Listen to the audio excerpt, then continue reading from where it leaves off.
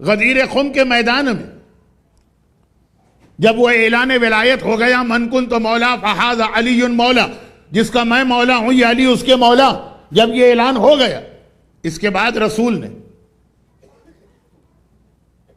خالی اس ڈکلیریشن اور ولایت کو انف نہیں سمجھا،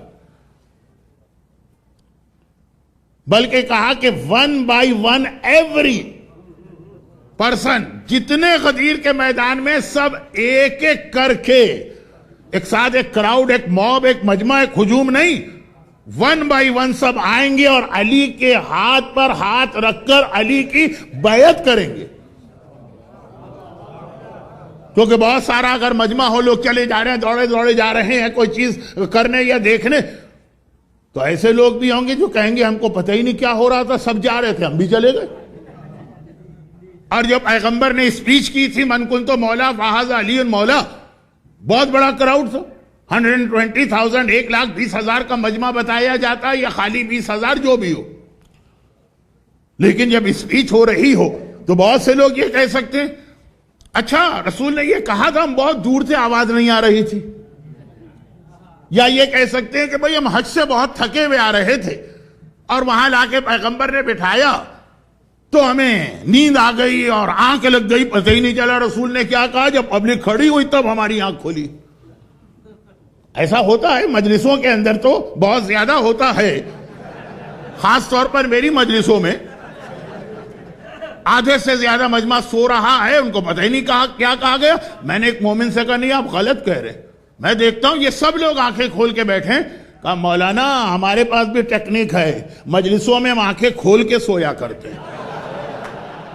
وہ بیڈ روم ہوتا ہے جہاں آنکھیں بند کر کے سوتے ہیں، لیکن یہاں کی ہماری ٹیکنیک الگ ہے۔ تو اب یہ آدمی کہہ سکتا کہ جملہ مس ہو گیا، میں نے سنا نہیں، مجھے نیند آ گئی، مجھے اونگ لگ گئی، وہ جس سے وضو ٹوٹ جاتا ہے کہ آنکھ دیکھنا بند کر دے، کان سننا بند کر دے، یہ سارے کے سارے ایکسکیوز بعد میں لوگ پیش کر سکتے تھے، اور ایسے ایکسکیوز لوگوں نے پیش کیے بھی، مگر پیغمبر نے کہا کہ ہر چیز میں ایکسکیوز سنا جائے گا، علی کی ولایت کے اعلان میں کوئی ایکسکیوز قبول نہیں ہوگا، ہر طرح سے ایسا انتظام کیا جائے گا کہ کوئی یہ نہ کہہ دے کہ میں نے یہ اعلان سنا نہیں۔ چنانچہ پہلے پیغمبر نے ایک اسپیچ دی، پھر علی کی ولایت کا اعلان بھی عجیب طریقے سے کیا، علی کو ہاتھوں میں اٹھا کے دکھا رہے ہیں تاکہ بہت دور کا مجمع بھی سمجھ جائے کہ آج کوئی علی کے بارے میں ایسی بات کہی جا رہی کہ رسول کو چھپایا جا رہا ہے، علی کو سامنے دکھایا جا رہا ہے۔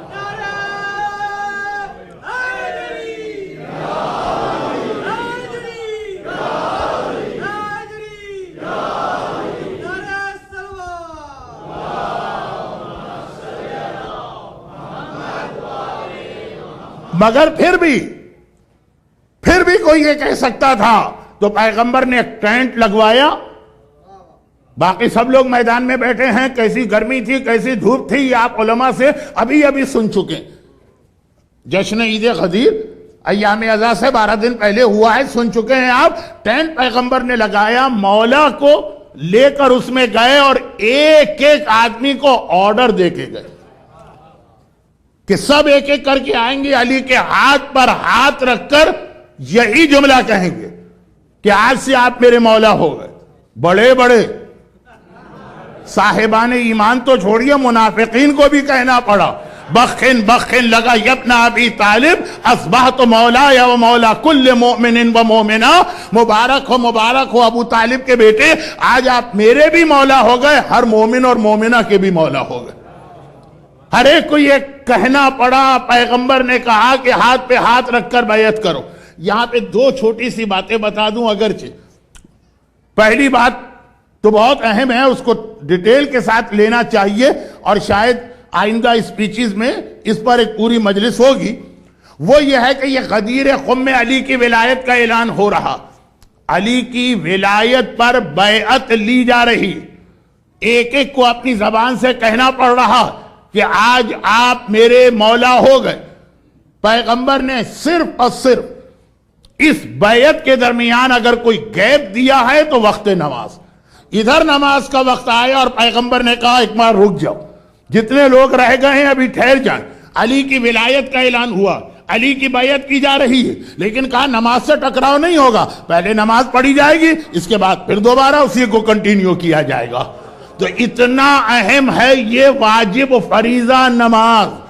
کہ غدیر کے میدان میں بیعت کے درمیان اور میرے مولا کی ولایت کے درمیان بھی وقت نماز اگر آ گیا تو نماز کو اول وقت میں پڑھا گیا، اس کے بعد اس بیعت کے سلسلے کو کنٹینیو کیا گیا۔ اسلام کے پاس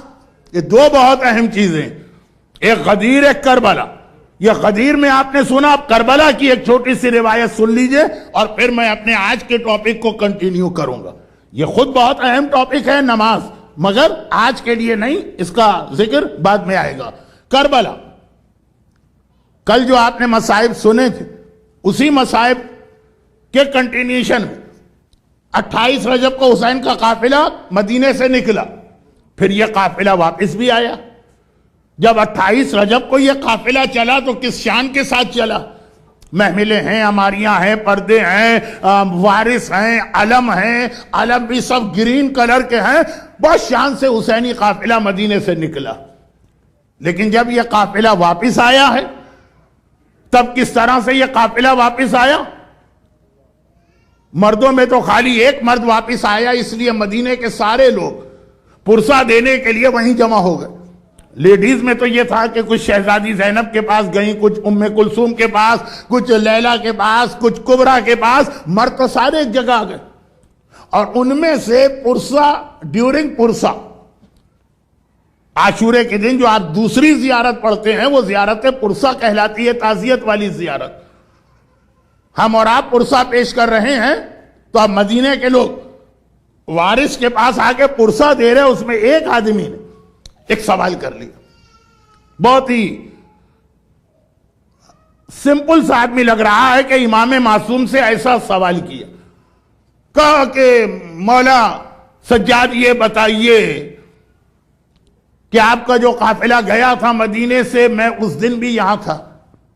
آئی وٹنس ہوں، آج آپ واپس آ رہے ہیں تب بھی میں یہاں ہوں،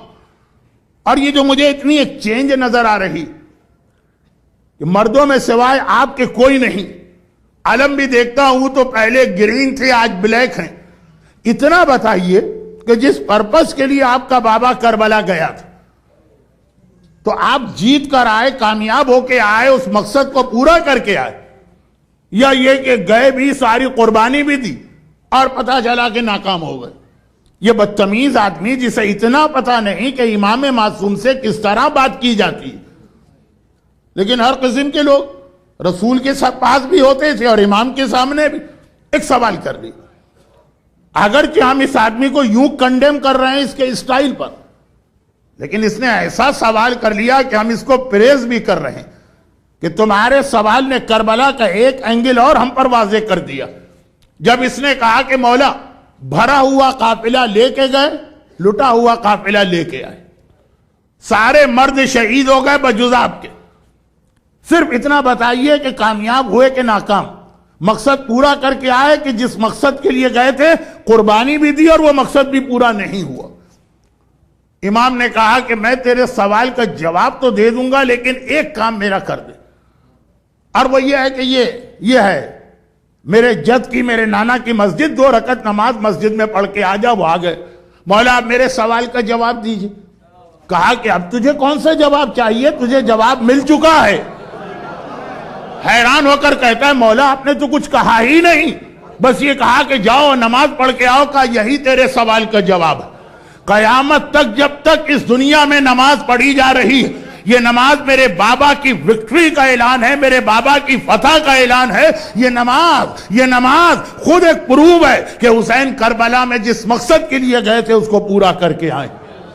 اور اگر کوئی کہہ دے کہ مولانا یہ آپ نے کہاں سے پڑھ دیا، تو کتابیں تو میں کیا دکھاؤں؟ میں یہ کہوں گا کہ ہر شب جمعہ میں نے آپ سے سنا، اشہد انک قد اقمت الصلاۃ وآتیت الزکاۃ وامرت بالمعروف ونہیت عن المنکر واطعت اللہ ورسولہ حتی اتاک الیقین۔ آپ ایوری مومن، ایوری مومنہ، ایوری شب جمعہ یہ گواہی دیتی ہے کہ مولا حسین میں گواہی دے رہا ہوں کہ کربلا میں جا کے آپ نے اتنی قربانی دے کے نمازوں کو بچا لیا ہے۔ تو نماز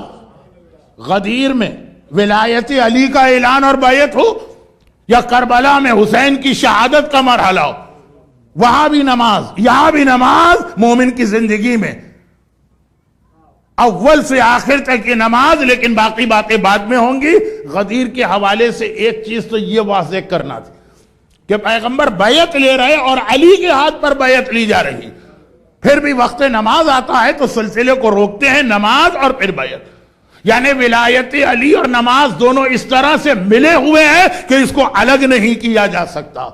بیعت کر رہے ہو، نماز پڑھ رہے ہو، نماز پڑھ رہے ہو، بیعت کر رہے ہو، نماز سے پہلے بھی علی ہے، نماز کے بعد بھی علی ہے، اور علی کے درمیان اللہ کی بارگاہ میں تمہارا سجدہ۔ برحمتك يا أرحم الراحمين وصلى الله على محمد وآله الطاهرين